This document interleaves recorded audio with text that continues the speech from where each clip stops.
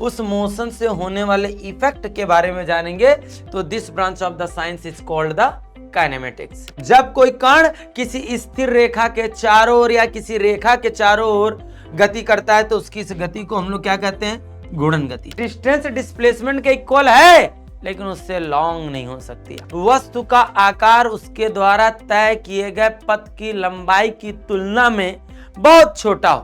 इस साइड अगर minus axis में जाओगे तो आप डिस्प्लेसमेंट एक वेक्टर क्वांटिटी है, आप माइनस में रिप्रेजेंट करेंगे। हेलो हेलो हेलो प्यारे बच्चों, कैसे हो? बढ़िया, एकदम मस्त, एकदम तंदुरुस्त रहिएगा। तो अपना बच्चों आज जो क्लास स्टार्ट होने जा रही है वो है शून्य सीरीज की अगली क्लास जो है मोशन इन स्ट्रेट लाइन। क्या गजब का चैप्टर है, मजा ना है ना? तो अब ये तो नहीं कहेंगे कि पूरे पैसे वापस, लेकिन बिल्कुल गर्दा उड़ा दोगे, बिल्कुल झमाझम।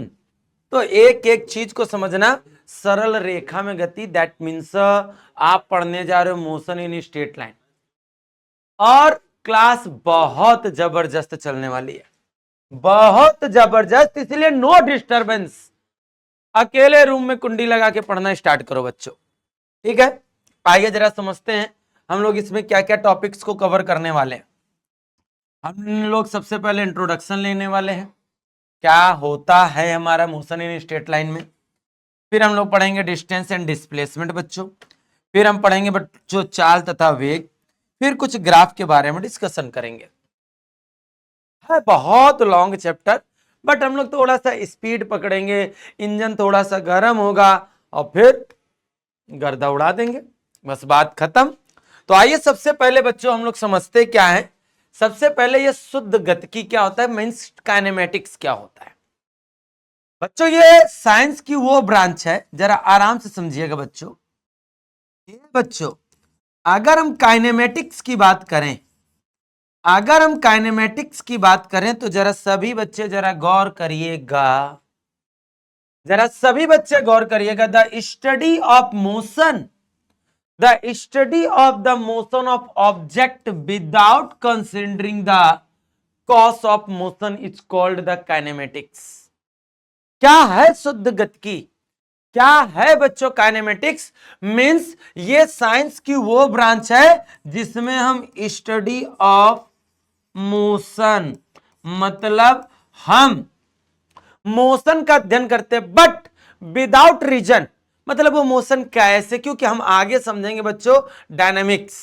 जब हम लॉ ऑफ मोशन पढ़ेंगे, जब हम न्यूटन्स के लॉ पढ़ेंगे, गति के नियम पढ़ेंगे बच्चों, तो वहां पर हम लोग कॉज के बारे में जानेंगे। क्योंकि हम जानते हैं कि अगर एक बॉडी एक प्लेस से दूसरे प्लेस तक गई तो कहीं ना कहीं उस पर लगा है फोर्स। तो हम फोर्स के बारे में नहीं पढ़ने वाले।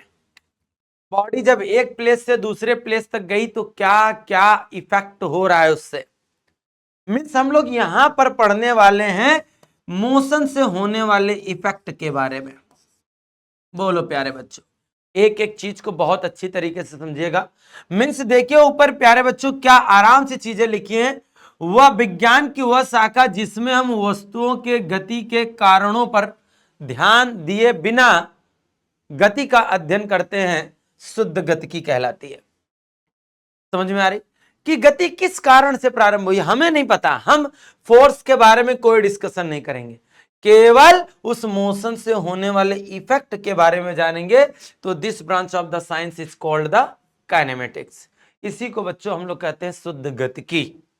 बात सभी बच्चों को क्लियर होनी चाहिए, एक एक कॉन्सेप्ट को समझाएंगे, बिल्कुल अच्छी तरीके से समझिएगा। अब क्या होता है फ्रेम ऑफ रेफरेंस, निर्देश तंत्र के बारे में समझते हैं।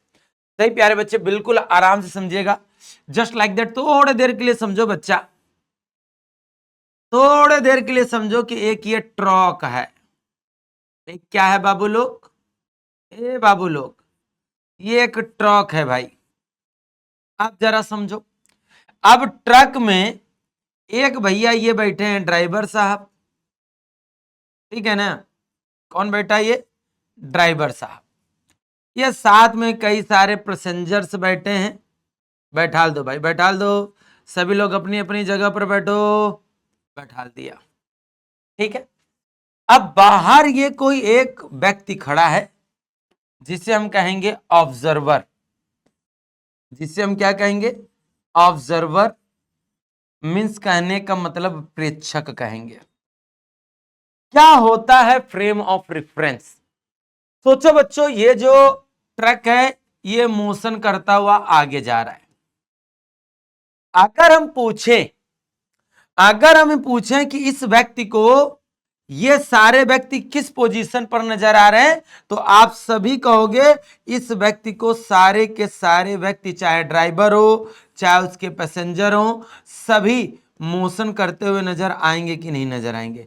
मतलब कहने का मतलब, आप देखो, ये जब ऑब्जर्वर उन व्यक्तियों को देखेगा तो सभी व्यक्ति इसके रिस्पेक्ट में पोजीशन चेंज कर रहे हैं कि नहीं कर रहे हैं, इस ऑब्जर्वर के सापेक्ष इसकी स्थिति परिवर्तित हो रही कि नहीं हो रही। दैट मीन्स ये जितने भी पैसेंजर हैं सब किस पोजीशन में होंगे, मोशन कर रहे होंगे। बात समझ में आ रही? लेकिन सोचो बच्चों, अगर ऑब्जर्वर ट्रक के अंदर ही होता तो क्या ये मोशन करते हुए दिखाई देंगे? ये तो सब वहीं पर बैठे हुए नजर आएंगे। इनकी ऑब्जर्वर के रिस्पेक्ट में क्या पोजीशन चेंज होगी? नहीं होगी। मीन्स फ्रेम ऑफ रेफरेंस क्या होता है? फ्रेम ऑफ रेफरेंस वो पॉइंट होता है जिसके रिस्पेक्ट में किसी बॉडी की पोजीशन क्या होती है, चेंज होती है या नहीं होती है। हालांकि हम लोग लॉ ऑफ मोशन में हम जानेंगे कि हमारा जो निर्देश तंत्र होता है वो निर्देश तंत्र दो प्रकार के होते हैं, एक जड़त्वीय और एक अजड़त्वीय। एक इनर्शियल फ्रेम होता है और एक नॉन इनर्शियल फ्रेम होता है। सही प्यारे बच्चे जरा गौर करेंगे। तो हमने बहुत सीधा सा लॉजिक बताया। एक अगर ऑब्जर्वर, या मीन्स यही बात है बच्चों कि एक ऑब्जर्वर जब इन सभी व्यक्तियों को देख रहा है तो उनकी पोजीशन चेंज होती हुई नजर आ रही। दैट मीन्स इस ऑब्जर्वर के रिस्पेक्ट में हम सभी व्यक्तियों को कहेंगे कि वो किस अवस्था में है, तो वो गतिमान अवस्था में है, वो मोशन पोजीशन पर है। बात समझ में आई सभी को? बहुत अच्छा। मीन्स ऐसा पॉइंट, ऐसा पॉइंट, ऐसा बिंदु जिसके सापेक्ष वस्तुओं के गति होने या स्थिरता का ज्ञान होता है, उस बिंदु को ही हम लोग क्या कहते हैं, निर्देश तंत्र कहते हैं या फ्रेम ऑफ रेफरेंस। आराम से समझेंगे। अब थोड़ा सा बात समझे बच्चों। अब स्थिर अवस्था किसे कहते हैं? किसकी? स्थिर अवस्था क्या होती? बहुत सीधी सी बात है। An object is said to be at rest if its position does not change with time with respect to its surrounding। Means जब किसी वस्तु की स्थिति समय के साथ या उसके आसपास के वस्तुओं के सापेक्ष परिवर्तित ना हो तो ऐसी स्थिति को हम लोग क्या कहेंगे, इस अवस्था को क्या कहेंगे, स्थिर अवस्था कहेंगे। मीन्स यदि किसी वस्तु की स्थिति समय के साथ परिवर्तित ना हो या अपने आसपास की वस्तुओं के सापेक्ष परिवर्तित ना हो तो बच्चों इस अवस्था को हम लोग कौन सी अवस्था कहते हैं? विराम अवस्था। आराम से पढ़ेंगे। अब गति अवस्था क्या होती है? बहुत सीधी सी बात, अगर किसी वस्तु की स्थिति समय के साथ परिवर्तित हो या अपने आसपास के वस्तुओं के रिस्पेक्ट में उसकी पोजीशन चेंज हो तो इस अवस्था को हम लोग क्या कहेंगे बच्चों? गतिमान अवस्था। बहुत सीधी सी बात है। An object is said to be in motion if its position change with time with respect to its surrounding, with respect to its surrounding, called the state of motion, called the state of motion. बोलो, इतनी बात सभी बच्चों को clear हुई कि नहीं हुई? एक एक बच्चा। बहुत सीधी सी बात है। An object is said to be in motion if its position change with its time, change with time with respect to its surrounding. जो अपने आसपास के वस्तुओं के सापेक्ष अपनी स्थिति को परिवर्तित करे, इस अवस्था को हम लोग क्या कहते हैं? गति अवस्था। बात सभी को क्लियर होनी चाहिए। आइए सबसे पहले जानते हैं मोशन बच्चों कितने टाइप के होते हैं। आप सभी लोग जानते हैं। टाइप्स ऑफ मोशन की बात करें तो एक होता है ट्रांसलेशन मोशन। ये ट्रांसलेशनल मोशन क्या होता है, जरा ध्यान से सुनिएगा। जब कोई ऑब्जेक्ट इस टाइप से मोशन करे कि उसके पार्टिकल्स उसके मोशन के डायरेक्शन के पैरेलल मोशन करे तो ऐसे मोशन को ही हम लोग क्या कहते हैं? ट्रांसलेशनल मोशन मींस स्थानांतरित गति। बहुत आराम से पढ़ेंगे, जल्दीबाजी नहीं है। बहुत सीधा सा कॉन्सेप्ट बोला, जब कोई वस्तु इस प्रकार से मोशन करे कि उसके पार्टिकल्स मोशन के parallel he direction of motion, ध्यान से सुनो बच्चों, बार बार बोल रहे हैं, जब कोई बॉडी किसी स्ट्रेट लाइन में इस टाइप से मोशन करे कि मीडियम के पार्टिकल्स उस मोशन के पैरेलल ही मोशन करें, तो इस मोशन को हम लोग क्या कहते हैं बच्चों? Translational motion. बहुत अच्छी तरीके से पढ़िएगा सभी प्यारे बच्चे। अब समझो बच्चों, ये क्या होता है? Rotational motion. अगर कोई पार्टिकल किसी लाइन के अराउंड मोशन करे, अच्छा, जिस लाइन के अराउंड मोशन करेगा उस लाइन को पता है क्या कहते हैं? Axis of rotation. Axis of rotation. ये उन प्यारे बच्चों के लिए उतना ही इंपॉर्टेंट बैच है जिन बच्चों ने ऑलरेडी पढ़ा है। एक रिवीजन बैच उनको जबरदस्त मिल रहा है। एक अगर कोई बच्चा अगर 0% पर भी है तो अगर फोकस्ड करेगा तो पूरी क्लास को समझेगा। ये स्पीड वाली क्लास है, मतलब हम कह रहे हैं आपको बिल्कुल मजा आ जाएगी। जरा ध्यान से समझिएगा, जरा ध्यान से। Axis of rotation, axis of rotation क्या होता है? जरा ध्यान से सुनो बच्चा लोग। जब कोई पार्टिकल किसी लाइन के अराउंड मोशन करे तो इस मोशन को हम लोग कहते हैं बच्चों रोटेशनल मोशन। क्या कहते हैं? Rotational motion. आराम से समझना, आराम से, जल्दीबाजी नहीं। जब कोई कण किसी स्थिर रेखा के चारों ओर या किसी रेखा के चारों ओर गति करता है तो उसकी इस गति को हम लोग क्या कहते हैं? घूर्णन गति। जबकि उस रेखा को हम लोग क्या कहते हैं? घूर्णन अक्ष। क्या कहेंगे? घूर्णन अक्ष। बात क्लियर है कि नहीं?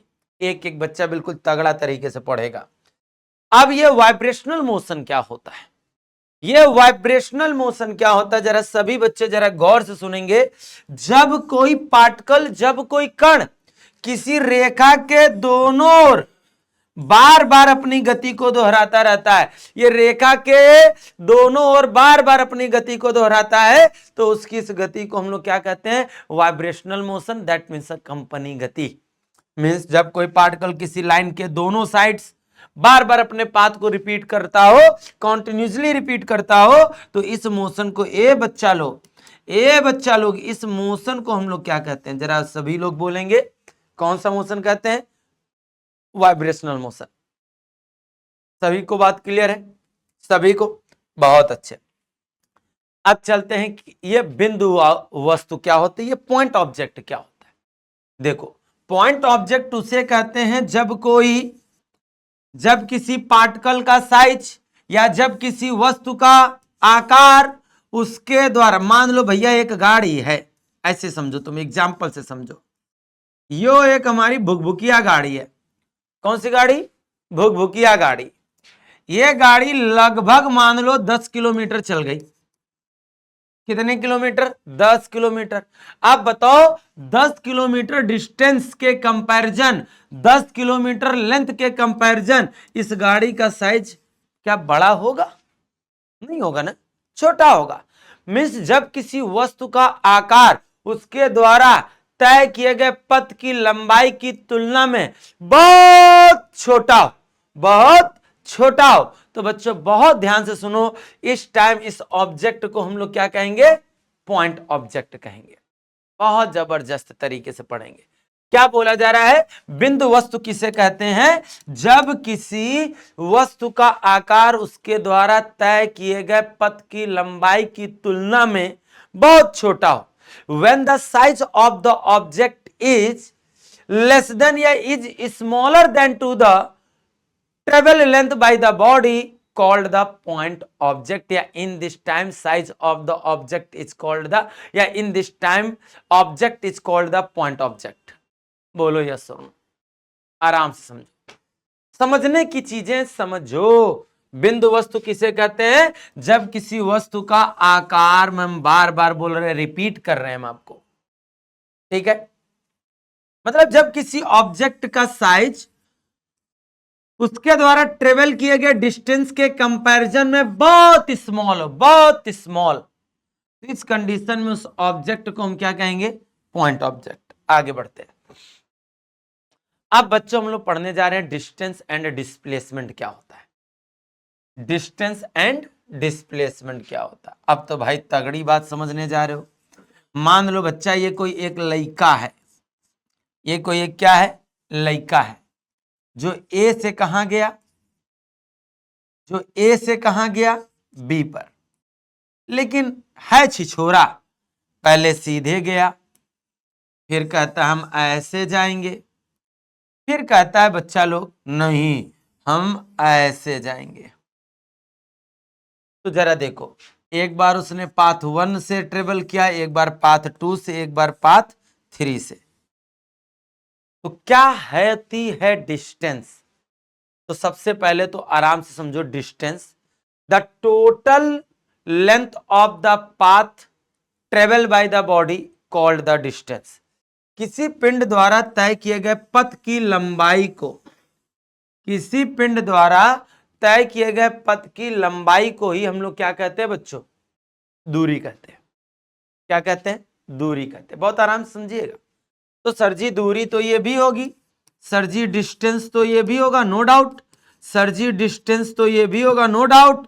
सर जी डिस्टेंस तो ये भी होगा। तो हम कब कह रहे हैं कि डिस्टेंस ये नहीं होगा, हम भी तो कह रहे हैं क्या, the length of the path, the length of the path travel by the body from initial position to final position. बात खत्म।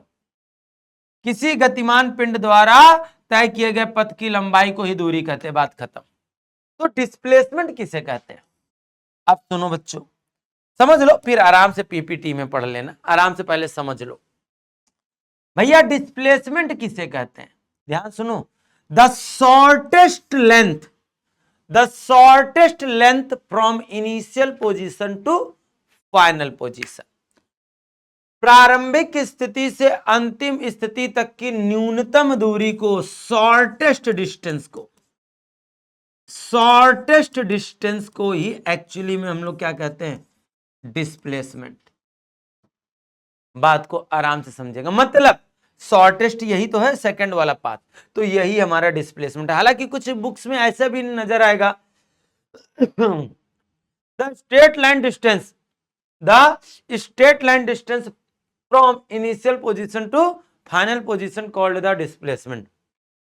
बात समझे, मतलब प्रारंभिक तथा अंतिम स्थितियों के बीच की सरल रेखी दूरी को, प्रारंभिक तथा अंतिम स्थिति से सरल रेखी दूरी को ही हम लोग क्या कहते हैं, डिस्टेंस कहते हैं।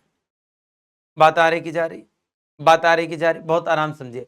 मतलब अगर हम कह दें कि कोई एक लड़का है जो कि एक अर्धवृत्त पर घूम रहा है, एक ये सेमी सर्कल पर घूमा, मतलब यहां से यहां तक गया। अब हम पूछे बच्चा लोग इसने कितनी डिस्टेंस ट्रेवल की है, तो भाई पूरे सर्कल की लेंथ होती है 2πr, तो आधे सर्कल के द्वारा कितनी उसने डिस्टेंस ट्रेवल की होगी, πr होगी। कोई दिक्कत होनी तो नहीं चाहिए। अब देखो, इनिशियल पोजीशन से फाइनल पोजीशन के बीच की शॉर्टेस्ट डिस्टेंस को क्या कहेंगे, इसे कहेंगे बच्चों डिस्प्लेसमेंट, इसे कहेंगे विस्थापन। तो आप बताओ ये टोटल कितनी होती है, 2r ही तो होती है। बोलो लइका लोग, बात समझ में आई कि नहीं। बिल्कुल अच्छी तरीके से, तगड़े तरीके से समझना है। आइए जरा समझाते हैं डिस्टेंस किसे कहते हैं। The total length of the path covered by the moving body is called the distance, its unit metre and it is a scalar quantity. ध्यान से सुन लीजिए, ये कैसी क्वांटिटी होती है, स्केलर होती है। क्या बोला जा रहा है, किसी गतिमान पिंड द्वारा तय किए गए पथ की कुल लंबाई को ही हम लोग क्या कहते हैं, दूरी कहते हैं। खूब आराम से पढ़ो, समय मत देखो, ठीक है, समय नहीं देखा जाता है। दूसरी बात समझो बच्चा, दूसरी बात समझो, दूसरी बात, डिस्प्लेसमेंट तो जान लिया, लेकिन आप कई बच्चे देख कह रहे होंगे सर इसका मतलब डिस्टेंस ही डिस्प्लेसमेंट है। बिल्कुल सही कह रहे हो, लेकिन डिस्टेंस, डिस्टेंस डिस्प्लेसमेंट से बराबर तो हो सकती है, लेकिन कभी भी छोटी नहीं होगी। हमेशा डिस्टेंस डिस्प्लेसमेंट से क्या होगी, बड़ी होगी, हमेशा। एक एक कॉन्सेप्ट को क्लियर करो। सर कैसे, तुमको दिखाई नहीं दे रहा, तुमको दिखाई नहीं दे रहा है कि डिस्टेंस डिस्प्लेसमेंट के इक्वल है, लेकिन उससे लॉन्ग नहीं हो सकती। आइए इसी को थोड़ा सा डिफरेंस के फॉर्म में पढ़ते हैं। सबसे पहले डिस्प्लेसमेंट किसे कहते हैं? किसी वस्तु की प्रारंभिक स्थिति से अंतिम स्थिति तक की सरल रेखीय दूरी को पिंड का विस्थापन कहते हैं। यही तो बताया था मैंने आपको। The straight line distance from an object from its initial position to its final position is called the displacement. एक एक चीज को कंसंट्रेट करो, याद रखिएगा बच्चों, ये एक वेक्टर क्वांटिटी होगी। ये क्या होगी? वेक्टर क्वांटिटी होगी। याद रखिएगा, इसकी अगर यूनिट पूछी जाए तो इसकी यूनिट क्या होगी बच्चों? मीटर, क्योंकि है तो ये भी एक डिस्टेंस ही। डिफरेंस के फॉर्म में आइए जरा पढ़ते हैं जरा क्या होता है डिफरेंस के फॉर्म में। देखो, ये एक स्केलर क्वांटिटी होती है, मैंने पहले आपको बताया। फिर हमने बोला किसी निश्चित समय अंतराल में पिंड द्वारा तय किए गए पथ की लंबाई के बराबर होती है, हमने बताया। It is equal to the length of the path covered by the moving body. ठीक है, बहुत अच्छी बात है। फिर दूसरा पॉइंट क्या बोला हमने? यह पथ की आकृति पर निर्भर करता है, पोजीशन पर नहीं डिपेंड करता है, जबकि डिस्प्लेसमेंट किस पर डिपेंड करता है? पोजीशन पर। इसका मान विस्थापन के परिमाण के बराबर या उससे बड़ा होता है, मैंने बता चुका हूं। यह आवश्यक नहीं कि पिंड का विस्थापन शून्य होने पर उसके द्वारा चली गई दूरी भी शून्य हो। जैसे एग्जांपल के तौर पर मान लो कोई पार्टिकल एक सर्कल पूरा कर रहा है, तो आप बताओ उसने कितनी डिस्टेंस ट्रेवल की, कितनी डिस्टेंस से ट्रेवल की? तो तुम कहोगे 2πr। लेकिन डिस्प्लेसमेंट कितना होगा, विस्थापन कितना होगा? 0 होगा। क्यों होगा? क्योंकि इनिशियल पोजीशन भी वही और फाइनल पोजीशन भी वही। बात समझ में आई कि नहीं आई? एक एक प्यारे बच्चों को आनी चाहिए। तो ध्यान से सुन लीजिए, डिस्टेंस डिस्प्लेसमेंट शून्य होने पर डिस्टेंस 0 होगा, ये संभव नहीं। ये लिखा है, यह आवश्यक नहीं कि पिंड का विस्थापन शून्य होने पर डिस्टेंस भी शून्य हो। Means it is not necessary that if displacement of the body is 0 the distance of travel by it should be also 0। मैंने पहले बता दिया। याद रखिएगा, डिस्टेंस हमेशा पॉजिटिव होता है, ये निगेटिव नहीं होता, क्योंकि लेंथ ऑफ द पाथ पर ही डिपेंड करता है। बहुत अच्छी। अगर डिस्प्लेसमेंट के बारे में जाने तो हमने आपको बताया ये एक वेक्टर क्वांटिटी सदिश राशि होती है। ये पोजीशन पर डिपेंड करती है, ये आकृति पर डिपेंड कभी नहीं करती है। मीन्स ये शेप ऑफ द पाथ पर कभी भी, it does not depends on shape of path, पहले बता दिया मैंने। दूसरी बात, इसका जो मैग्नीट्यूड होगा वो डिस्टेंस से इक्वल तो होगा, लेकिन उससे हमेशा छोटा होगा। ध्यान में रखना, पिंड द्वारा चली गई दूरी शून्य होने पर विस्थापन भी शून्य होगा। मतलब अगर दूरी शून्य है तो इसका मतलब आप समझते हो, बॉडी ने अपनी पोजीशन ही नहीं चेंज की, क्योंकि ऐसा हो ही नहीं सकता कि वो अपना पोजीशन चेंज करे और उसकी दूरी 0 हो। याद रखिएगा, दूरी 0 होने का मतलब बॉडी किस पोजीशन पर है? रेस्ट पोजीशन पर है, और रेस्ट पोजीशन पर दूरी भी डिस्टेंस हो, दूरी भी 0 होगी, विस्थापन भी 0 होगा। बोलो यस सर। अब हमारा जो डिस्प्लेसमेंट होता है वो पॉजिटिव भी हो सकता है, निगेटिव भी हो सकता है, 0 भी हो सकता है। क्लियर है? बहुत अच्छे। अब थोड़ा सा एक दो एग्जांपल्स हो जाए तो हमारे बच्चों को मतलब एक प्रकार से मजा आ जाएगी। ठीक है, बहुत अच्छी बात। आइए जरा आराम से समझिएगा। अच्छा, मान लो बच्चों ये कोई पॉइंट O है, ये कोई पॉइंट A है, ये कोई पॉइंट B है और ये कोई पॉइंट C है। ध्यान समझिएगा, एक लड़का है भाई, ये 50 सॉरी इसको ऐसे नहीं करते, ये 50 मीटर की रीडिंग है, ये 100 मीटर की रीडिंग है। मतलब समझते हो, यहां से इसकी डिस्टेंस 50, यहां से इसकी 100। ये बच्चों C जो है वो 75 मीटर की डिस्टेंस पर है। अगर तुमसे पूछा जाए, अगर कोई लड़का पहले A से O से A पर गया, A से B पर गया, B से C पर गया, तो क्वेश्चन पूछा जाएगा डिस्टेंस बताओ कि उसने कितनी डिस्टेंस ट्रेवल की। अगर सभी को समझ में आए तो यहीं पर वीडियो को पॉज करके आंसर जरूर देना। हमने क्या बोला, कोई लड़का 0 से कहां गया? A से कहां गया?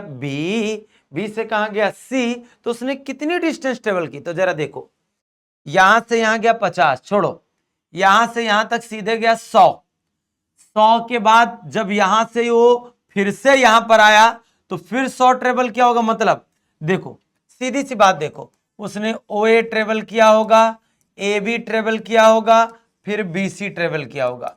OA की लेंथ 50, AB की लेंथ भी 50, BC की लेंथ कितनी होगी? अब जरा देखो 100 प्लस 75, 175 हो जाएगा कि नहीं हो जाएगा? तो देखो बच्चों 275 हो जाएगा कि नहीं? आराम से पढ़ लो, डिस्टेंस और डिस्प्लेसमेंट पूरी तरीके से क्लियर कर दे रहे। बात समझ में आई? अब तुमसे पूछा जाए डिस्प्लेसमेंट बताओ, विस्थापन तो सोचना नहीं, इनिशियल और फाइनल पोजीशन के बीच की डिस्टेंस बता दो। इनिशियल पोजीशन ये थी, फाइनल पोजीशन ये थी, इन दोनों के बीच की शॉर्टेस्ट डिस्टेंस कितनी होगी? 75 मीटर। बोलो, डिस्प्लेसमेंट पता चल गया, डिस्टेंस भी पता चल गया। बोलो बात सभी को समझ में आई कि नहीं? हाँ, कुछ बच्चे कह रहे होंगे सर माइनस का भी ले सकते हैं। हाँ बेटा, क्योंकि आप इस साइड अगर माइनस एक्सिस में जाओगे तो आप डिस्प्लेसमेंट एक वेक्टर क्वांटिटी है, आप माइनस में रिप्रेजेंट करेंगे। बोलो यस और नो। बात समझ में आई कि नहीं आई? तो डिस्टेंस और डिस्प्लेसमेंट पूरी तरीके से समझ में आया कि नहीं आया? हाँ, बहुत अच्छी तरीके से समझिएगा। आओ जरा आगे की ओर पढ़ते हैं। इतनी बात समझने के बाद आइए पहले तो एक बार इसको अच्छी तरीके से देखो। पहले मैं जो चाहता हूं कि देखो, देखा कि नहीं देखा, एक एक चीज को देखना है। अब चलो आगे की ओर हम लोग देखते हैं। आगे क्या है भैया? आगे पढ़ने जा रहे स्पीड, चाल क्या होती है। सभी लोग जानते हो, अगर बात करें हम स्पीड के बारे में तो स्पीड इज इक्वल टू में डिस्टेंस अपॉन में क्या होगा? टाइम। सभी बचपन से पढ़ते आ रहे हो। सीधा सा फॉर्मेट देखो, किसी गतिमान पिंड द्वारा दूरी तय करने की दर को चाल कहते हैं। The rate of change of distance is called the speed. क्या? The rate at which a moving body covers a distance is called the speed. अब स्पीड मीन्स चाल एक कैसी क्वांटिटी होती है? स्केलर क्वांटिटी होती है।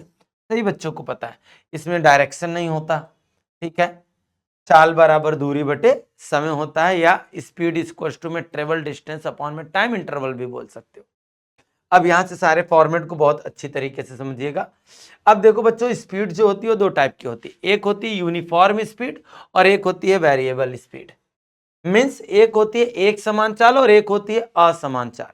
ये एक समान चाल क्या होती है?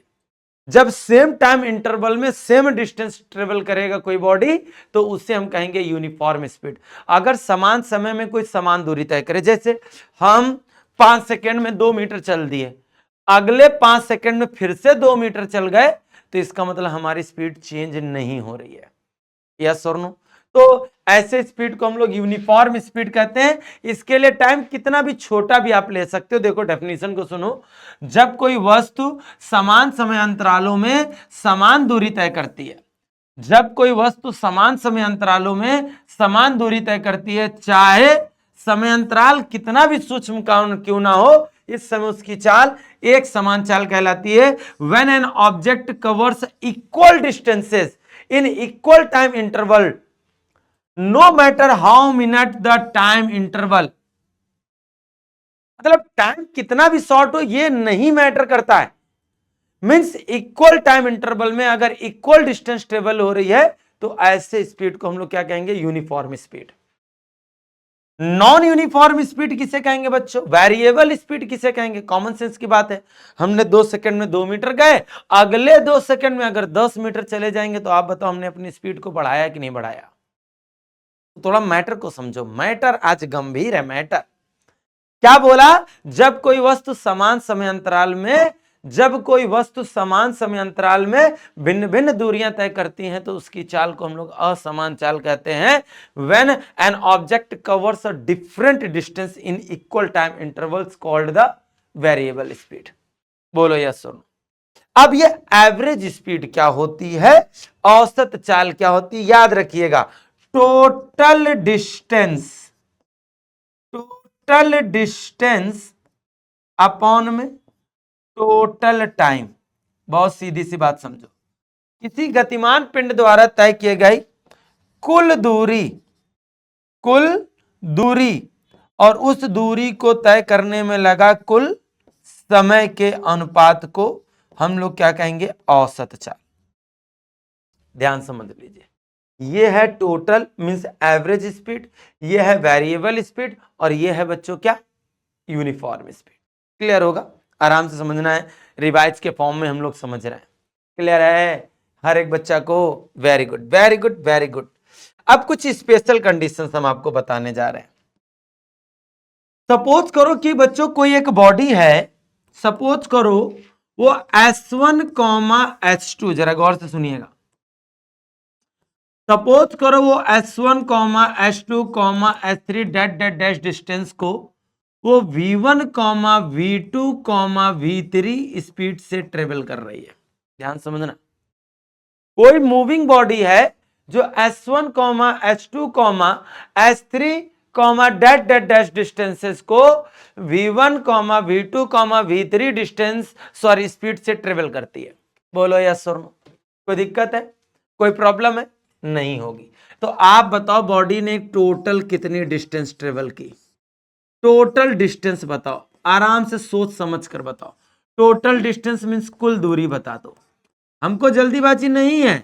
कुल दूरी क्या होती है, S1 plus S2 plus S3 plus dash. बोलो यस सर। आप बताओ अच्छा टोटल टाइम क्या होगा, टोटल टाइम सपोज करो बच्चों, टोटल टाइम कैसे निकलेगा, S1 डिस्टेंस को T1 टाइम में, S2 डिस्टेंस, क्योंकि हर एक डिस्टेंस को डिफरेंट स्पीड से ट्रेवल कर रही है, क्योंकि उसकी स्पीड वेरिएबल है, परिवर्ती चाल है। तो आप बताओ S1 डिस्टेंस को T1 समय में पूरा करेगा, S2 डिस्टेंस को T2 टाइम में कवर करेगा, इसी तरीके से ये T3 होगा प्लस का डैश। बोलो, तो आप बताओ अगर, अब हमको समय तो पता नहीं है यार, सबसे बड़ी बात देखो, हमको डिस्टेंस पता है लेकिन टाइम नहीं पता। और मत भूलो distance is equal to speed upon में टाइम होता है कि नहीं? पगला हो, स्पीड इज इक्वल टू में डिस्टेंस अपॉन में टाइम होता है। तो अगर टाइम निकालोगे तो आप बताओ टाइम निकालने के लिए आप क्या करोगे, टाइम निकालने के लिए डिस्टेंस अपॉन में स्पीड करोगे, S1 अपॉन V1। ओहो, ये कौन सी छीक थी भैया? आप बताओ T2 की जगह S2 अपॉन में V2, S3 अपॉन में V3 प्लस का डैश। बोलो, अब जरा ध्यान से सुनना, ध्यान से। अगर हमको एवरेज स्पीड निकालनी है, अगर हमको एवरेज स्पीड निकालनी है, अगर हमको औसत चाल निकालनी है, तो ध्यान से सुनना, औसत चाल क्या होती है, जरा गौर से सुनिएगा सभी प्यारे बच्चे। औसत चाल निकालने के लिए होता है टोटल डिस्टेंस अपॉन में टोटल टाइम। क्लियर? अब जरा देखो टोटल डिस्टेंस कितना होगा, टोटल डिस्टेंस होगा बच्चों S1 plus S2 plus S3 plus dash upon में टोटल टाइम कितना होगा, S1 upon V1, S2 upon V2, S3 upon में V3 प्लस का डैश।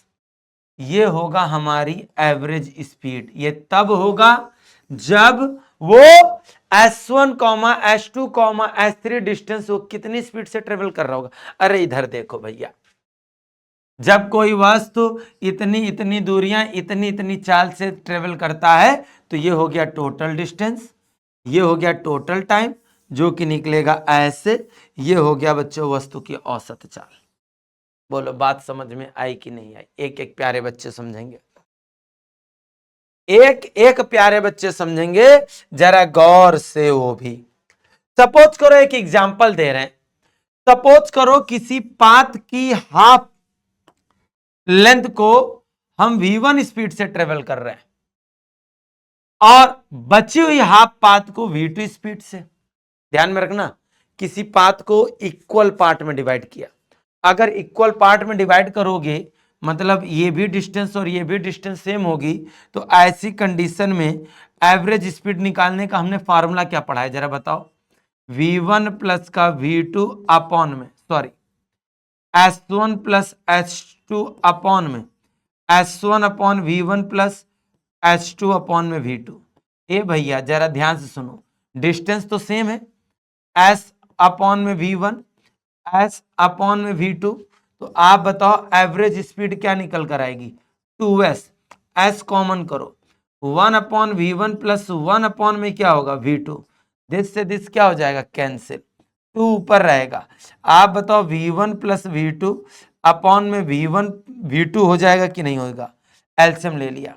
तो आप बताओ V average is equal to में, आप बताओ 2V1 V2 अपॉन में V1 प्लस V2 होगा कि नहीं होगा, बात समझ में आई कि नहीं आई। Average speed is equal to में 2V1 V2 अपॉन में V1 प्लस V2 होगा। इस तरीके से हम लोग एवरेज स्पीड निकाल सकते हैं। बोलो बच्चों, ये है एक स्पेशल कंडीशन, जब लेंथ ऑफ पाथ सेम हो और उस कंडीशन में हम उससे डिफरेंट डिफरेंट स्पीड से ट्रेवल कर रहे हो, तो ऐसी कंडीशन में एवरेज स्पीड निकालने का फॉर्मूला ये होगा। बोलो सभी को आया होगा, एक एक बच्चा लोगन को आया होगा, क्लियर है सभी प्यारे बच्चों को। अब अगली स्पेशल कंडीशन समझते हैं, क्या जरा ध्यान समझो। मान लेते हैं किसी पाथ को हम T1, T2, T3 that that dash time में V1, V2, V3 स्पीड से ट्रेवल कर रहे हैं। अब हमको पाथ नहीं पता है, किसी पाथ को हमने V1 स्पीड से T1 टाइम में ट्रेवल किया, तो आप बताओ टोटल डिस्टेंस होगी कितनी, सबसे पहली बात, क्योंकि हमको एवरेज स्पीड निकालनी इस कंडीशन में। तो total distance S1 plus S2 plus S3। लेकिन बाबू लोग दिक्कत है कि हमको डिस्टेंस तो पता नहीं है, हम निकाल सकते हैं ना, क्योंकि स्पीड इज इक्वल टू में डिस्टेंस अपॉन में टाइम होता है। तो आप बताओ distance is equal to speed into में T1, स्पीड इंटू में T2, स्पीड इंटू में T3 प्लस का डैट डैट डैश। तो आप बताओ टोटल डिस्टेंस निकला कि नहीं निकला। टोटल डिस्टेंस निकालने के बाद हम निकालेंगे टोटल टाइम। अब टोटल टाइम तो हमको पता है बच्चों, T1 plus T2 plus T3। ये क्या है भाई, T1 plus T2 plus T3 plus का डैट डैट डैश। क्या इतनी बात सभी को क्लियर है? तो आप बताओ अगर एवरेज स्पीड निकाली जाएगी तो आप बताओ टोटल डिस्टेंस अपॉन में लिखोगे टोटल टाइम। बोलो यस और नो। तो आप बताओ एवरेज स्पीड, टोटल डिस्टेंस कितनी है, V1 T1 प्लस का V2 T2 प्लस का V3 T3 प्लस का डैट डैट डैश अपॉन में टोटल टाइम क्या होगा, T1 plus T2 plus T3 plus का डैट डैट डैट डैश। इस तरीके से बच्चों हम लोग निकालेंगे क्या, एवरेज स्पीड। बात समझ में आई कि नहीं है? ये तब की कंडीशन जब हमको डिस्टेंस नहीं पता होगा। हम किसी पाथ को T1 टाइम में V1 स्पीड से ट्रेवल कर रहे होंगे, किसी दूसरे पाथ को T2 टाइम में V2 स्पीड से ट्रेवल कर रहे होंगे, तो ऐसी कंडीशन में एवरेज स्पीड का फॉर्मूला ये होगा। बोलो सभी को आया, बहुत अच्छी बात। अब यहीं पर एक स्पेशल कंडीशन दे रहे हैं, क्या, सपोज करो किसी पाथ के वन पार्ट को हम V1 स्पीड से ट्रेवल कर रहे हैं और बचे हुए पाथ को सेम टाइम में हम V2 स्पीड से ट्रेवल कर रहे हैं। अब नहीं बोला है कि पाथ की लेंथ सेम है, किसी पाथ के एक पार्ट को, मान लो 1/3 पार्ट को V1 स्पीड से ट्रेवल कर रहे हैं, तो ऐसी कंडीशन में एवरेज स्पीड निकालने का फॉर्मूला क्या होगा, जरा ध्यान सुनना। V1 T1 प्लस का V2 T2 अपॉन में T1 प्लस T2 होगा। तो आप बताओ average speed is equal to में V1 ऐसे ही रहेगा T plus V2 T upon में T प्लस T, बताओ 2T हो जाएगा। तो आप बताओ एवरेज स्पीड निकालने का फॉर्मूला क्या होगा। सभी बच्चे ध्यान से सुनेंगे, सभी बच्चे जरा ध्यान से सुनेंगे। V1 V2 जरा गौर करेंगे, T कॉमन कर लो, T कॉमन करोगे तो V1 प्लस का V2 अपॉन में 2T। आप बताओ दिस से दिस कैंसिल, बताओ एवरेज स्पीड निकल कर आएगी V1 प्लस V2 बाई में 2। बोलो क्या इतनी बात सभी बच्चों को क्लियर है कि नहीं है? फुलटास तरीके से पढ़ना है, जबरदस्त तरीके से पढ़ना है। तो जरा गौर से सुनो, हमने पीपीटी फॉर्म में भी दिया है क्या, कि पीडीएफ फॉर्म में भी दिया है कि T1, T2, T3 स्पीड से सॉरी टाइम से अगर हम किसी पाथ को V1, V2, V3 से ट्रेवल कर रहे हैं तो ऐसी कंडीशन में टोटल डिस्टेंस ये होगा, टोटल टाइम ये होगा, इस कंडीशन में एवरेज स्पीड ये होगी। अब बताओ, अगर कुल दूरी को दो समान समय अंतरालों में अगर तय करे तो, सामने आपके फॉर्मेट है, पढ़ा चुके हैं, बोलो। अब तात्क्षणिक चाल किसे कहते हैं, ये तो भाई बड़ा इंपॉर्टेंट पॉइंट है। किसी इंस्टेंट, मतलब ठीक है कोई बॉडी मान लो मूव कर रही है, लेकिन किसी पर्टिकुलर इंस्टेंट ऑफ टाइम और टाइम ऑफ इंस्टेंट जो बोलो, अगर हम बोले किसी विशेष क्षण या किसी क्षण विशेष पर हमको उसकी चाल बताओ, तो किसी पर्टिकुलर टाइम पर अगर हम उसकी स्पीड निकालेंगे तो उस टाइम पर उसकी जो स्पीड होगी उसे कहेंगे तात्क्षणिक चाल, दैट मीन्स इंस्टेंटेनियस स्पीड। यही मैंने लिखा है, जब कोई वस्तु परिवर्ती चाल से गतिमान हो तो वस्तु की किसी क्षण विशेष पर उसकी तात्क्षणिक चाल कहलाती है। सुनो, the speed of moving object at any particular instant of time is known as instantaneous speed, is known as instantaneous speed। अब मान लो अगर डेल्टा टी टाइम में उस टाइम पर वो डेल्टा एस डिस्टेंस ट्रेवल कर रहा है, तो इस कंडीशन में हम इंस्टेंटेनियस स्पीड को ऐसे लिखेंगे लिमिट के साथ। यहां डेल्टा टी का मतलब ऑलमोस्ट जीरो होता है, नियरेस्ट टू जीरो होता है, बट जीरो नहीं होता। यहां पर डेल्टा टी जो टाइम होता है वो बहुत स्मॉल होता है। बात समझ में आई? इसी को हम लोग लिखते हैं बच्चों ds अपॉन में क्या, dt। बोलो यस और नो, सारे बच्चे यस और नो क्लियर करेंगे। क्लियर है, क्लियर है, क्लियर है सही बच्चों को? बात समझ में आई कि नहीं आई? बात समझ में आई कि नहीं आई सभी बच्चे? सभी बच्चे एक बार गौर करेंगे। क्लियर है, बहुत अच्छे, आगे समझो। मतलब हम लोग देखो चैप्टर को अच्छी तरीके से रिपीट कर रहे हैं, एक एक चीज को थोड़ा सा मानता हूं कि फ्लो में दे रहे हैं, लेकिन आप ये नहीं कह सकोगे कि सर जी हमारे सर के ऊपर से जा रहा है। आप ये नहीं कहोगे कि हमारे सर के ऊपर से जा रहा है। बात समझिएगा। चलो आ जाओ भाई, अब जरा समझो। अब जो चीजें स्पीड के लिए पढ़ी है, अब वेलोसिटी के लिए पढ़ेंगे। बस बात ध्यान से सुन लो बच्चों। वेलोसिटी इज इक्वल्स टू में, वेलोसिटी इज इक्वल्स टू में, जरा गौर करेंगे सही प्यारे बच्चे, सही बच्चे जरा गौर करेंगे। वेलोसिटी इज इक्वल्स टू में होता है डिस्प्लेसमेंट अपॉन में टाइम। मतलब वेग बराबर होता है विस्थापन बटे समय। विस्थापन बटे में क्या, समय। जरा गौर करेगा सभी, सारे के सारे प्यारे बच्चे, सारे के सारे प्यारे बच्चे जरा गौर करिएगा। किसी गतिमान कण की समय के साथ विस्थापन परिवर्तन की दर को कण का वेग कहते हैं। किसी गतिमान कण की समय के साथ विस्थापन में परिवर्तन की दर को the rate of change of displacement, the rate of change of displacement is called the velocity of the particle. The rate of change in displacement of moving particle with time is called the velocity। आप कोई भी बोल सकते हो definition, लेकिन याद रखिएगा बच्चों ये कैसी क्वांटिटी होती है, वेक्टर क्वांटिटी होती है। इसका डायरेक्शन होता है, सर इसका डायरेक्शन किधर की ओर होता है, जिधर से जिधर की ओर डिस्प्लेसमेंट हो उधर की ओर वेलोसिटी का क्या होता है, डायरेक्शन भी होता है। बोलो यस और नो? हाँ, यूनिट के बारे में बात करोगे तो नो डाउट बच्चों डिस्प्लेसमेंट डिस्टेंस ही होती है, तो आप बताओ इसकी यूनिट मीटर पर क्या होगी, सेकंड होगी। अच्छी तरीके से पढ़िएगा एक एक पॉइंट को। उसी तरीके से बच्चों वेलोसिटी हमारी दो टाइप की होती है। वेलोसिटी हमारी कितने टाइप की होती है, दो टाइप की। कौन कौन सी? एक होती है यूनिफॉर्म वेलोसिटी, एक होती है नॉन यूनिफॉर्म वेलोसिटी। अब यूनिफॉर्म वेलोसिटी क्या होती है? अरे जब सेम टाइम इंटरवल में सेम डिस्प्लेसमेंट ट्रेवल हो, समान समय अंतराल में समान विस्थापन तय हो, तो इस समय हम क्या कहेंगे? उसका वेग एक समान वेग। जस्ट स्पीड से कंपैरिजन करते हुए पढ़ेंगे तो चीजें क्लियर होंगी। क्या? जब कोई गतिमान कण समान समय अंतराल में समान विस्थापन तय करता है, चाहे समय अंतराल कितना ही सूक्ष्म क्यों ना हो, तो इस कण का वेग एक समान वेग कहलाता है।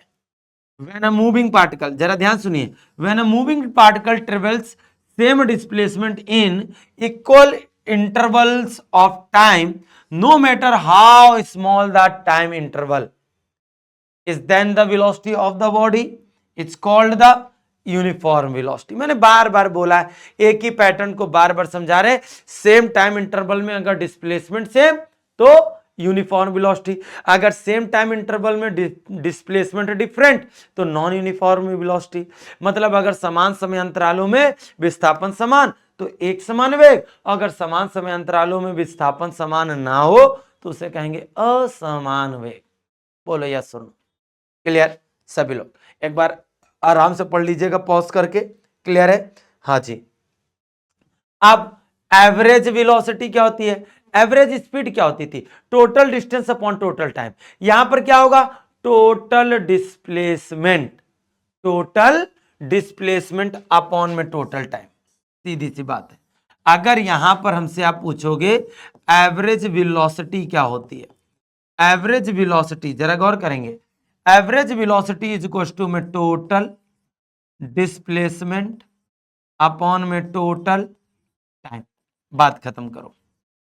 सर खत्म नहीं करने का मन हो रहा है, सर अभी पढ़ने का मन हो रहा है, तो अरे इधर देखो तो जरा, क्या समान वेग से गतिमान किसी कण, सॉरी असमान वेग से, असमान वेग से गतिमान किसी कण के कुल विस्थापन तथा कुल लगे समय के अनुपात को कण का औसत वेग कहते हैं। The ratio of total displacement of moving particle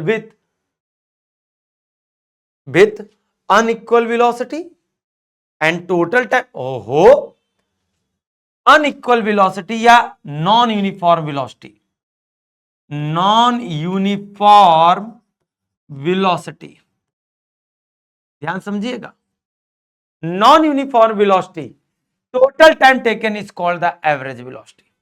सीधा सा पैटर्न था। आगे समझते हैं। इंस्टेंटेनियस वेलोसिटी क्या होता है? ध्यान से पढ़िए भाई।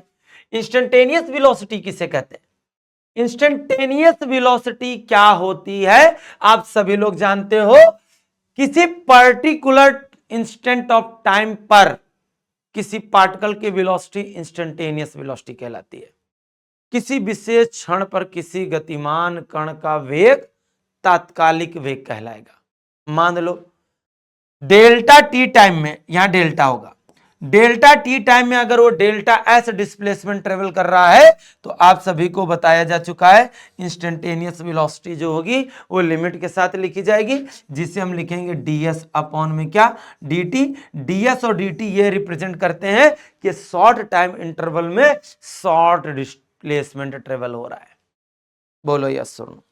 क्या एक एक बच्चों को एक एक बात क्लियर हुई कि नहीं हुई? बोलो बच्चों, क्या एक एक बच्चों को एक एक बात क्लियर हुई कि नहीं हुई? यह होता है तात्क्षणिक वेग, इंस्टेंटेनियस वेलोसिटी। बात सभी को समझ में आई कि नहीं आई? बोलो बच्चों, बोलो प्यारे बच्चों। असमान वेग से गतिमान किसी कण का किसी क्षण विशेष पर वेग तात्क्षणिक वेग कहलाता है। देख लीजिए, क्या at a instant of time, देखो, a moving object completes a displacement ds in very small time interval then instantaneous velocity of the object this. Definition समझो क्या है, मैं डेफिनेशन लिख भी दे रहा हूं। The velocity of the particle और द वेलोसिटी, ऐसे लिख दे रहे, the velocity of particle at any instant of time it's called instantaneous velocity. बोलो बच्चों, बात समझ में आ गई? बहुत अच्छे। आगे की कहानी को समझो, कहानी को समझो ध्यान से। आप सभी को पढ़ाया गया है, अब यहां पर पोजीशन टाइम ग्राफ हम बता रहे हैं। अगर कोई बॉडी, जरा ध्यान सुनिएगा, अगर कोई बॉडी यूनिफॉर्म स्पीड से मोशन कर रही है, अगर कोई बॉडी यूनिफॉर्म स्पीड से मोशन कर रही है, यहां पर गौर करने की बात होगी, तो सुनो, सेम टाइम इंटरवल में उसकी डिस्टेंस भी क्या होगी? सेम होगी। यूनिफॉर्म स्पीड बोलो या वेलोसिटी बोलो, ध्यान से सुनिएगा। मान लो ये टाइम और डिस्प्लेसमेंट का एक ग्राफ हम दे रहे हैं, ग्राफ ने रीडिंग्स कुछ दे दे तब बात करते हैं। मान लो 1 सेकेंड में इसकी वेलोसिटी 0 थी, या हटाओ, 0 टाइम पर डिस्प्लेसमेंट 0 था। 1 सेकेंड में इसने 2 मीटर का डिस्प्लेसमेंट ट्रेवल किया, अगले दूसरे सेकेंड में इसका 4 हो गया, मतलब 2 सेकेंड में आप बताओ, हर 1 सेकेंड में इसका जो डिस्प्लेसमेंट हो रहा है वो केवल एक समान बढ़ रहा है कि नहीं? देखो, 1 सेकेंड में 2, तो 2 सेकेंड में 4, 3 सेकेंड में 6। तो इस कंडीशन में जरा गौर से सुनिएगा सही प्यारे बच्चे। देखो, 0 सेकेंड में 0 था, 1 सेकेंड में उसकी वेलोसिटी 2 हो गई, दूसरे सेकेंड में उसकी वेलोसिटी 4 हो गई, तीसरे सेकेंड में उसकी वेलोसिटी 6 हो गई। जरा ध्यान सुनिएगा, आप बताओ, इनको ज्वाइंट करने वाली लाइन खींचेंगे? आप बताओ, डिस्प्लेसमेंट और टाइम के बीच जो खींचा गया ग्राफ है वो वेलोसिटी को रिप्रेजेंट करता है कि नहीं करता है?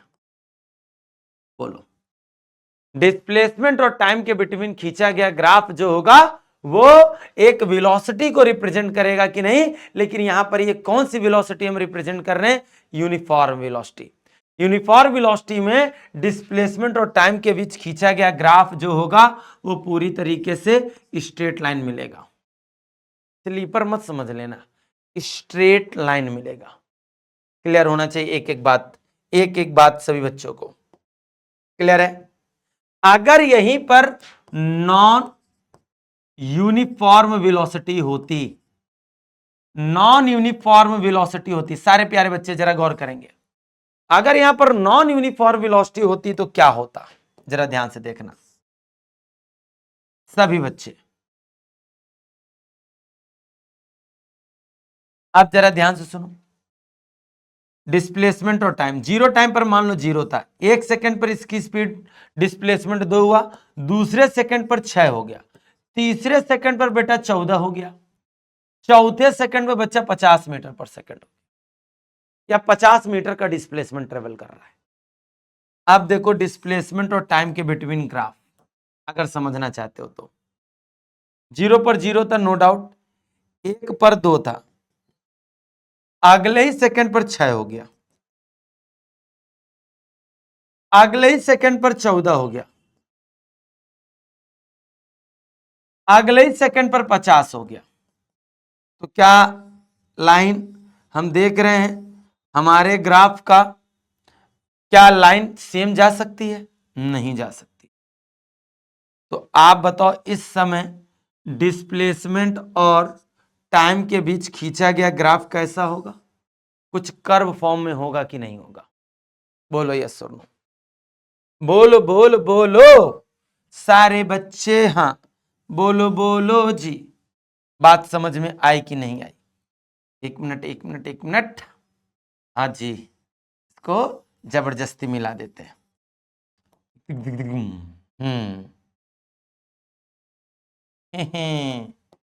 इससे बना भैया, इससे, ठीक, इसको ये मैच करा दो। बोलो बात समझ में आई कि नहीं आई? ये कर्व हमको बताता है कि हमारी बॉडी की वेलोसिटी ये कर्व बता रहा है कि एक स्ट्रेट लाइन नहीं है, इस समय हमारी बॉडी की वेलोसिटी क्या है? नॉन यूनिफॉर्म वेलोसिटी है। बात सभी बच्चों को समझ में आनी चाहिए। अच्छा, आप सभी को अगर बेसिक मैथमेटिक्स सभी लोग जानते हो तो किसी भी ग्राफ का स्लोप, किसी भी ग्राफ का स्लोप, खास तौर से डिस्प्लेसमेंट और टाइम का स्लोप क्या होता है? Tan theta. ठीक है, मान लो एक पॉइंट से दूसरे पॉइंट तक जाने में डीएस डिस्प्लेसमेंट ट्रेवल हुआ डीटी टाइम में, या डेल्टा एस डिस्प्लेसमेंट ट्रेवल हुआ डेल्टा टाइम में। तो आप बताओ, स्लोप होता है tan theta, tan theta is to में परपेंडिकुलर अपॉन में क्या होता है? Base. Perpendicular delta S, base क्या होगा? Delta T. तो अगर इस ग्राफ का हम स्लोप निकालें तो स्लोप होता है टेन थीटा, और स्लोप ही बन रही है क्या? वेलोसिटी। बोलो यस और नो। अगर देखो यहां पर थीटा है, स्लोप कहीं पर चेंज नहीं हो रहा है, दैट मीन्स अगर स्लोप सेम है तो हमारी बॉडी की वेलोसिटी भी क्या रहेगी? सेम रहेगी, दैट मीन्स यूनिफॉर्म वेलोसिटी। लेकिन अगर इसमें गौर करें सारे प्यारे बच्चों तो देख लीजिए, यहां पर स्लोप ऐसा है, यहां पर स्लोप ये है, यहां पर स्लोप ये है। तो देखो टाइम के साथ स्लोप बढ़ रहा है कि नहीं बढ़ रहा है? तो आप बताओ, अगर स्लोप इंक्रीज हो रहा है, अगर स्लोप इंक्रीज हो रहा है, स्लोप का मतलब बच्चों ढाल, ढाल अगर इंक्रीज हो रहा है तो आप सभी लोग जानते हो उस समय में हमारी बॉडी की वेलोसिटी भी क्या होगी? इंक्रीज होगी। क्लियर सभी को? बहुत अच्छे, आगे के पॉइंट्स को क्लियर करते हैं। एक्सेलरेशन किसे कहते हैं भाई? आप सभी लोग जानते हो, the rate of change of, the rate of change of velocity is called the acceleration. त्वरण किसे कहते हैं?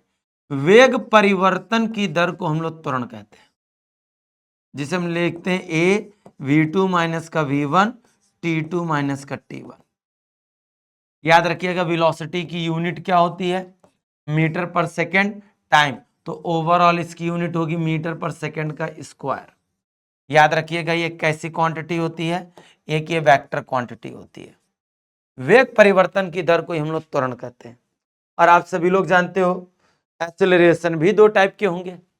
एक्सेलरेशन भी क्या होंगे? दो टाइप के, एक होगा यूनिफॉर्म एक्सेलरेशन, एक होगा non uniform acceleration. Uniform acceleration क्या होगा? यदि किसी वस्तु के वेग में अरे सीधी सी बात, सेम टाइम इंटरवल में रेट ऑफ, सीधी सी बात समझो, rate of change of velocity अगर सेम हो रही है, समान समय अंतराल में वेग में परिवर्तन समान हो रहा है, तो याद रखिएगा उसका एक्सेलरेशन सेम होगा, त्वरण एक समान होगा। अगर सेम टाइम इंटरवल में वेलोसिटी डिफरेंट डिफरेंट चेंज हो रही है तो कॉमन सेंस की बात है उसका एक्सेलरेशन नॉन यूनिफॉर्म होगा। एक ही तरीके की डेफिनेशन होती है, जब वस्तु के वेग में समान समय अंतरालों में समान परिवर्तन हो, वृद्धि लिखना कोई जरूरी नहीं है, तो अब वस्तु का त्वरण क्या कहलाएगा? एक समान त्वरण कहलाएगा। ठीक है, जैसे गुरुत्व के अंतर्गत गति, जैसे कोई बॉडी ऊपर से छोड़ी जा रही, धीरे धीरे उसका वेग बढ़ता जाएगा लेकिन एक समान बढ़ेगा, ऐसा नहीं धीरे से बढ़ गया अब कहेगी बूंद, या कोई बॉडी कहेगी ए भैया रुक जा फिर हम चलेंगे, ऐसा नहीं होगा। इसी तरीके से बच्चों आराम से समझिएगा, ये नॉन यूनिफॉर्म वेलोसिटी क्या होगी? अगर सेम टाइम इंटरवल में डिफरेंट डिफरेंट वेलोसिटी चेंज हो तो उसे क्या कहेंगे हम लोग बच्चों? उसे कहेंगे हम लोग क्या? Non uniform acceleration. क्लियर है सही बच्चों को? अब एवरेज एक्सेलरेशन क्या होगा? सबकी एक ही तरह से डेफिनेशन है, बस इसी चीज को फोकस करना है। औसत त्वरण किसे कहते हैं? परिवर्ती त्वरण, ध्यान से सुनना, परिवर्ती त्वरण से गतिमान किसी वस्तु का निश्चित समयांतराल में वेग परिवर्तन तथा समयांतराल के अनुपात को औसत त्वरण कहते हैं। The ratio of change in velocity and the time interval of an object moving with a variable acceleration is called the average acceleration. सीधे सी बात समझो, अगर आपको एवरेज एक्सेलरेशन निकालना है तो हमने क्या बोला कि total rate of change of, सीधी सी बात सुनो, total rate of change of, ध्यान सुनो, total rate of change of velocity is called the average acceleration.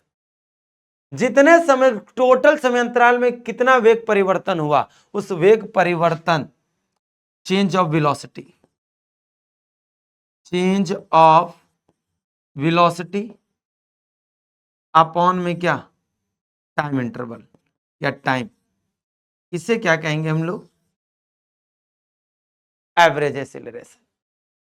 Instantaneous acceleration वही, किसी पर्टिकुलर इंस्टेंट ऑफ टाइम पर किसी बॉडी का एक्सेलरेशन इंस्टेंटेनियस एक्सेलरेशन कहलाएगा। अगर इंस्टेंटेनियस एक्सेलरेशन निकालोगे तो याद रखिएगा, तात्कालिक त्वरण निकालोगे तो कैसे निकलेगा, लिमिट लगाओगे, डेल्टा टी टेंस टू 0 लिखोगे, डेल्टा वी अपॉन में डेल्टा टी, जिसे हम डी वी अपॉन में क्या लिखेंगे, डी टी। बोलो यस सुनो, आराम आराम से, जल्दीबाजी नहीं करेंगे। आप जरा ध्यान से सुनो, ध्यान से सुनो एक एक पॉइंट को। अगर किसी बॉडी का एक्सेलरेशन कांस्टेंट है, एक्सेलरेशन क्या है, कांस्टेंट है, तो आप इसका मैटर समझ रहे हो, उसका वेलोसिटी और टाइम, जीरो टाइम पर मान लो उसकी वेलोसिटी 0 थी, 1 सेकंड पर उसकी वेलोसिटी पहुंच गई 5 पर, दूसरे सेकंड पर 10 पर, तीसरे सेकंड पर 15 पर, तो आप बताओ उस समय वेलोसिटी और टाइम के बीच ग्राफ खींचेंगे। अब आप ही बताओ, 1 सेकंड पर पहुंची 5, दूसरे सेकंड पर पहुंची 10, तीसरे सेकंड पर पहुंची बच्चों कहां पर, 15 पर। कहां पर पहुंची, 15 पर। तो बताओ खींचा गया ग्राफ एक स्ट्रेट लाइन मिलेगा कि नहीं मिलेगा। और याद रखिएगा, एक्सेलरेशन अगर यूनिफॉर्म है तो आप बताओ स्लोप भी क्या रहेगी, सेम रहेगी। मान लो ये है डेल्टा वी, ये है डेल्टा टी, इस पॉइंट से इस पॉइंट तक जाने में लगा टोटल टाइम, इस पॉइंट से इस पॉइंट तक जाने में अगर यहां स्लोप थीटा है तो ये भी स्लोप थीटा होगा। तो अगर इस ग्राफ का हम क्या निकालें, स्लोप, स्लोप बच्चों क्या होता है, टेन थीटा। टेन थीटा बराबर क्या होता है, सीधी सी बात बताओ, परपेंडिकुलर, परपेंडिकुलर क्या होगा, डेल्टा वी अपॉन में डेल्टा टी। बताओ इसी को एक्सेलरेशन कहेंगे कि नहीं कहेंगे। सीधी सी बात समझो, अगर बॉडी का एक्सेलरेशन सेम है तो वेलोसिटी और टाइम के बीच खींचा गया ग्राफ हमेशा एक स्ट्रेट लाइन होगा। और दूसरी चीज एक और पता चल रही, वेलोसिटी और टाइम के बीच खींचा गया ग्राफ एक्सेलरेशन त्वरण को बताता है।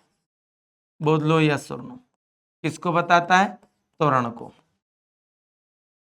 बात समझ में आई है, बहुत अच्छी, बहुत जबरदस्त, क्लियर है। सही बच्चे, एक एक पॉइंट को एक एक तरीके को समझेंगे, ठीक है।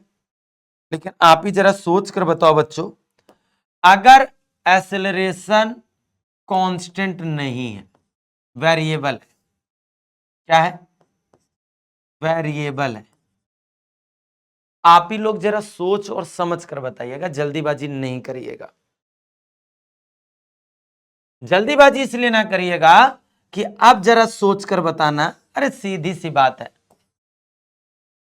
मान लो वेलोसिटी और टाइम के बीच हम ग्राफ खींच रहे हैं, 0 टाइम पर 0, 1 सेकंड पर 5, दूसरे सेकंड पर मान लेते हैं 9 पहुंच गया, तीसरे सेकंड पर पहुंच गया बच्चों 18 पर, चौथे सेकंड पर पहुंच गया 50 पर। तो आप देख रहे हो टाइम के साथ उसकी वेलोसिटी बढ़ रही होगी, तो इस समय ग्राफ जो होगा वो एक कर्व शेप में होगा।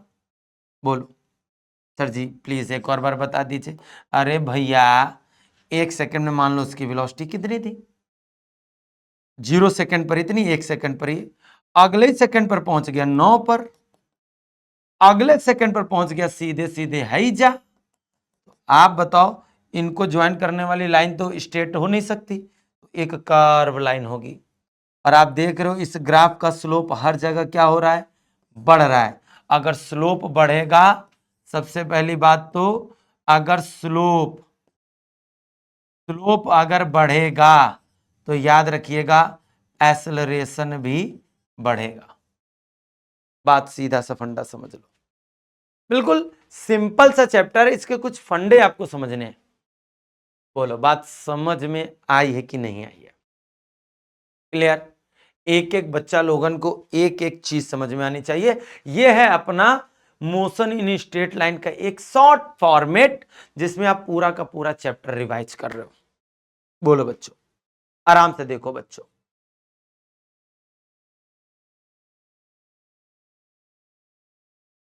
देखे कि नहीं देखे? सब कुछ क्लियर ना? अब जरा समझो।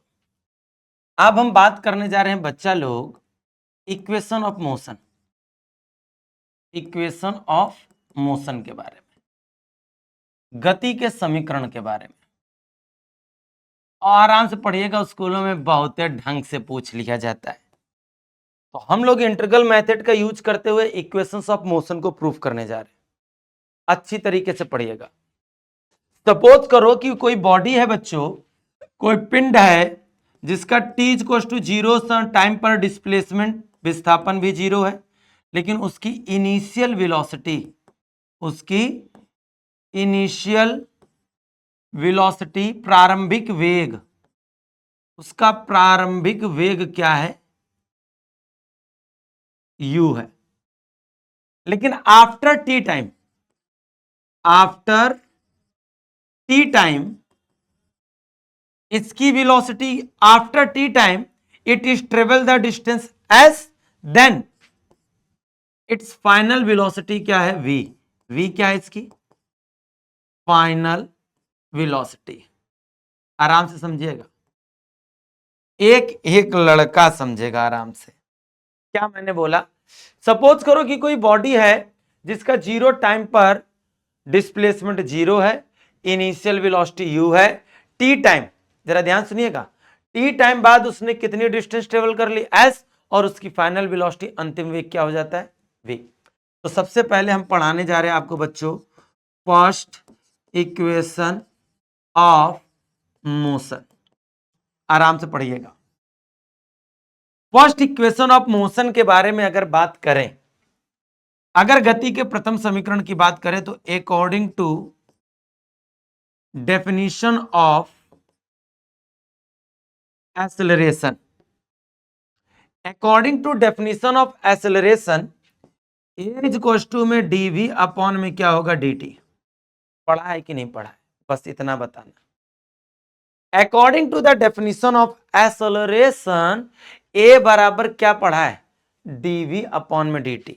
अब जरा देख लो, हम इसको ऐसे नहीं लिख सकते हैं dv इक्वल टू में a dt। बोलो, कोई प्रॉब्लम नहीं होनी चाहिए। अब हम दोनों साइड का इंटीग्रल कर रहे हैं, इधर dv का, इधर dt का। और सोच कर बताना, 0 टाइम पर इनिशियल वेलोसिटी 0 थी, सॉरी u थी, और आफ्टर टी टाइम ये कितनी वेलोसिटी ऑब्टेंड कर लेता है, कितनी वेलोसिटी प्राप्त कर लेता है? v। तो अब जरा ध्यान से सुनो, ध्यान से। dv का इंटीग्रल होता है बच्चों v, अपर लिमिट में v, लोअर लिमिट में u। dt का इंटीग्रल t, अपर लिमिट में t तो लोअर लिमिट में क्या होगा? 0। अब जरा ध्यान से सुनो प्यारे बच्चों, यहां लिखेंगे upper limit minus lower limit, तो v माइनस का u इज इक्वल टू में a, t माइनस का 0।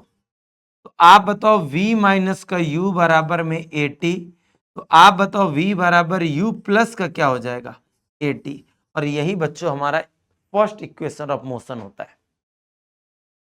एक एक बच्चा ध्यान से पढ़ेगा, ध्यान से पढ़ेगा, ध्यान से पढ़ेगा। अब आगे जरा समझो, अगर हम सेकेंड इक्वेशन ऑफ मोशन निकालें, सेकेंड इक्वेशन ऑफ मोशन, सभी प्यारे बच्चे गौर करेंगे। इसके लिए हम लेंगे according to definition of velocity. आप बताओ वेग की परिभाषा क्या थी? v इक्वल टू में ds अपॉन में dt था बच्चा लोग। तो ds इक्वल टू में v dt होगा कि नहीं होगा? होगा गुरुजी। अच्छा अभी बताओ, v बराबर u प्लस ए टी पढ़े हो कि नहीं पढ़े हो? v बराबर u प्लस ए टी पढ़े हो, तो आप बताओ ds बराबर v की जगह लिखेंगे u plus A T into में क्या? dt।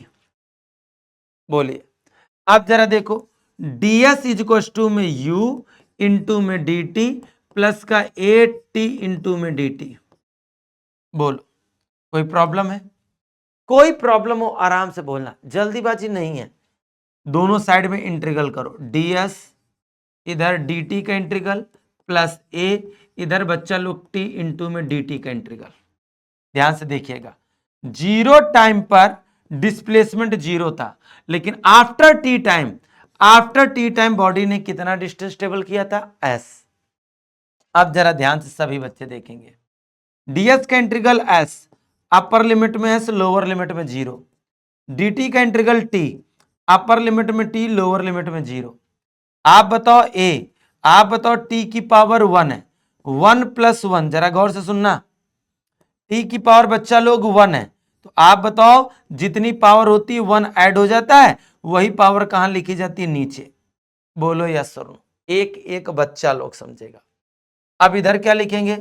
अपर लिमिट माइनस का lower limit, u upper limit minus का लोअर लिमिट प्लस 1 और 1 क्या हो जाएगा? 2, 2 को बाहर ले लीजिए। अब t की पावर 2 है, अपर लिमिट माइनस का लोअर लिमिट। कोई दिक्कत? अब देखो इसी को लिख सकते हो s बराबर u t plus half a t square. क्यों भाई? s माइनस जीरो एस ही तो आएगा, t माइनस जीरो टी ही तो आएगा, t square minus zero t ही स्क्वायर तो आएगा। यही तो हमारा सेकंड इक्वेशन ऑफ मोशन होता है। बिल्कुल आराम से पढ़ो, हमने बोला ना, बिल्कुल आराम से, जबरदस्ती वाला काम बिल्कुल नहीं करना है। क्लियर सभी बच्चा लोगन के? आप जरा ध्यान से सुनो, अब थोड़ी सी बात गहरी होने वाली है। Third equation of motion, third equation of motion क्या होता है? गति का तृतीय समीकरण क्या होता है? क्या होता है गति का तृतीय समीकरण? इसके लिए हम according to definition of acceleration निकालने जा रहे हैं। आप बताओ त्वरण की परिभाषा, आप बताओ a बराबर dv अपॉन में dt होता है कि नहीं होता है? अब जरा ध्यान सुनना, a बराबर, अब क्या कर रहे हैं जरा ध्यान से देखना, dv अपॉन में ds इंटू में ds अपॉन में dt। अब तुम कहोगे गुरुजी ये क्या किया? अरे बच्चा लोग ds का ऊपर और नीचे मल्टीप्लाई किया है। अब जरा देखो a बराबर dv अपॉन में ds होगा, और ds अपॉन dt की जगह हम लोग लिख सकते हैं v, डिस्प्लेसमेंट अपॉन टाइम, विस्थापन बटे में समय।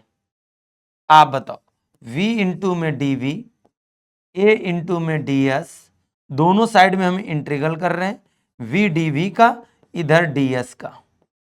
अब जरा देखो, जीरो टाइम पर डिस्प्लेसमेंट जीरो था, बट जीरो टाइम पर इनिशियल वेलोसिटी u थी। After t time displacement s था और वेलोसिटी क्या थी? v थी। अब देखो इधर v की पावर 1 है, तो v की पावर 2 बाई में 2, अपर लिमिट में v लोअर लिमिट में u इक्वल्स टू में इधर होगा a ds का integral s, upper limit s तो लोअर लिमिट क्या होगा? 0। अब जरा ध्यान से सुनना बच्चों, अब जरा ध्यान से सुनना, हाफ को कर लो बाहर, upper limit minus lower limit, इसका मतलब v स्क्वायर माइनस का u स्क्वायर बराबर में a, आप बताओ s माइनस का 0। अब देखो v स्क्वायर माइनस का u स्क्वायर 2as होगा कि नहीं होगा? तो आप बताओ v स्क्वायर बराबर u स्क्वायर प्लस का क्या होगा? 2as। अब बताओ लोग, अब सोच कर बताओ लोग, u स्क्वायर को अगर इधर भेज देंगे तो बताओ v स्क्वायर बराबर u स्क्वायर प्लस का 2as होगा कि नहीं होगा? ये है हमारा थर्ड इक्वेशन ऑफ मोशन। बिल्कुल कमाल का चैप्टर है, बिल्कुल बस कंसंट्रेशन के साथ आपको देखना है। कंसंट्रेशन तो आपको देना पड़ेगा बच्चों, देना पड़ेगा। तो इस तरीके से हम लोगों ने इस चैप्टर में पूरी तरीके से हम लोगों ने पढ़ा है मोशन इन स्ट्रेट लाइन। बोलो बच्चों, अगर बात करें बच्चों होमवर्क के, तो फुल रिवीजन करो आप, फुल रिवीजन ही आपको आगे बढ़ाएगा। बोलो प्यारे बच्चों, तो अपने अवध वाले बैच के तो स्टूडेंट्स खुशी होंगे कि भाई स्पीड में एक चैप्टर मिल जा रहा है, गर्दा उड़ा दे रहे हो। और बाकी बच्चे भी जितने हैं उनके लिए भी एक प्लस पॉइंट मिल रहा है। अपना शून्य सीरीज है ही ऐसा, बस आपको उसको फोकस करके पढ़ना है, जबरदस्त तरीके से पढ़ना है। तो आज की क्लास में इतना ही है बच्चों, वीडियो को पूरे लास्ट तक देखिएगा। अब चाहे 1x में देखिए, चाहे 2x की स्पीड में देखिए, चाहे 5x की स्पीड में देखिए, लेकिन देखिएगा जरूर, पढ़िएगा जरूर। तो नेक्स्ट लेक्चर में मिलते हैं, तब तक के लिए सभी प्यारे बच्चों को जय हिंद।